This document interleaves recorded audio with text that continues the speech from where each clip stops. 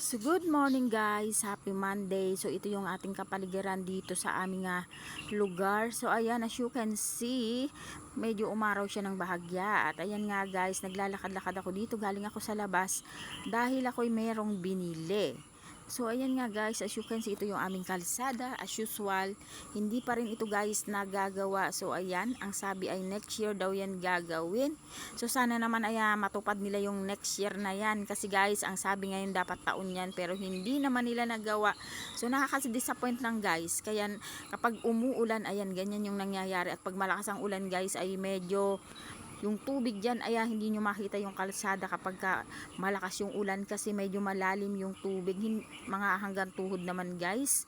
So hindi naman siya masyadong malalim, pero kahit na guys yung kalsada ganyan, naiipon kasi yung tubig dito sa amin dahil nga yung magkabilang dulo nyan ay may semento na, so iniwan nila itong gitna. So nakaka-disappoint talaga guys, pero wala naman tayong magawa dahil yung mga kandidato natin or yung mga nakaupo natin ang nagdidesisyon sa mga ganyan. Pero hindi talaga namin sila tatantanan hanggat hindi nila na ipapagawa itong aming kalsada dito sa aming harapan ng bahay guys. So ayan, as you can see, magubat dahil nga nag-uulan, so hindi ko masyadong maasikaso yan guys. Actually pinadadamuhan namin sa barangay yan. At ayan nga guys, naglilinis tayo ng kapaligiran kasi nga ayan, medyo umaraw-araw, so magwalis-walis tayo dyan mga kalola. So ganito yung aking gawain dito sa bukid, paulit-ulit lang naman guys at walang katapusan. Alam nyo naman yung buhay nanay, yung trabaho natin ay hindi natatapos. Yung ating po nga, kung pwede mo lang gawing 10 yung katawan mo para lang matapos mo yung mga dapat mong gawin, ay gagawin mo. So ayan, naglilinis nga tayo dyan. At ayan, habang tayo ay naglilinis ay ikikwento ko sa inyo kung anong nangyari kaninang umaga. So pagising ko nga guys ay nag-check ako ng aking page at biglang may nakita akong restriction. Nagka-restriction yung ating isa sa mga monetization tools, o kung saan ay kumikita tayo, yung ating ads on reels ay na-restrict siya guys dahil merong mga video akong na-share na merong violation na hindi ko naman maintindihan dahil sarili kong video guys, sarili kong mukha, sarili kong boses, pero may violation. So ayun nga guys, meron akong isang video na million views na guys, nasa 4 million na ang views niya. So sarili ko siyang video, so kailangan ko siyang i-delete kasi merong violation yung isa sa mga video ko guys. So para mawala na lang yung restriction guys, ay didelete ko na yung mga video na alam kong pwedeng magkaroon ng restriction. So ang dami kong na-delete na videos guys, nasa more than 30 plus na video yung aking dinilit. Pero okay lang yan guys, kikitain pa naman natin at makukuha pa naman natin yung views na yan. Magsipag lang tayo sa pag-upload. So ayan nga guys, at naglilinis tayo dito. Tayong mga nanay, ituloy ko na yung aking kwento. Kung po pwede lang talaga na gawin natin 10 yung katawan natin, ay gagawin natin para lang matapos natin ng sabay-sabay yung trabaho.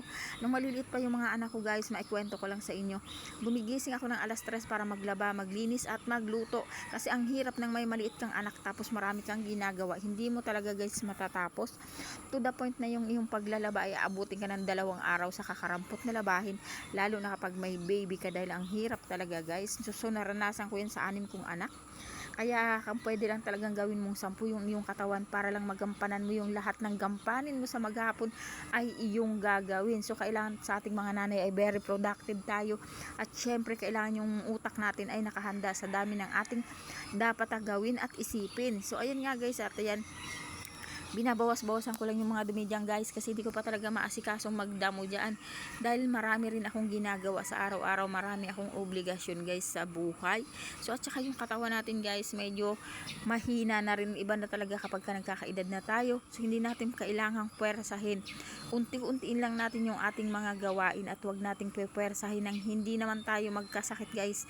Mas mahirap kung tayo ay magkasakit, lalo na sa panahon ngayon na napakamahal na mga bilihin, napakamahal na lahat ng gamot at lahat ng bagay guys. Kaya kunting ingat-ingat din, lalo na sa ating mga kalola na nagkakaedad na. At ako ay may maintenance na guys, umiinom na ako ng maintenance, so kailangan ko rin mag-ingat sa aking mga ginagawa at kinakain. So ayan nga guys, hindi naman ako malakas kumain, pero nga kailangan ingat-ingat sa mga bagay na ating tinitake. So ayan, at malapit na ako guys matapos sa aking pagwawalis. Ako rin guys ay naglalaba, habang ako'y nagwawalis dyan, ako ay may mga nakasalang na labahin sa aking washing machine. So ayan nga, kinakausap ko pa yung aking anak dyan guys habang ako ay naglilinis dyan. Abalang-abala ako sa paglilinis kasi nga sisigaan natin yan after natin maipon yan. Kapag natuyo na guys ay atin naman niyang sisigaan. So ganun talaga ang buhay ng isang nanay. At ayan nga guys, natapos na ako sa pagwawalis at hetong labahin ko naman yung aking hinarap mga kalola. So ayan, at nakapagsampay na ako ng iilan. So yan, thank you for watching. See you again tomorrow.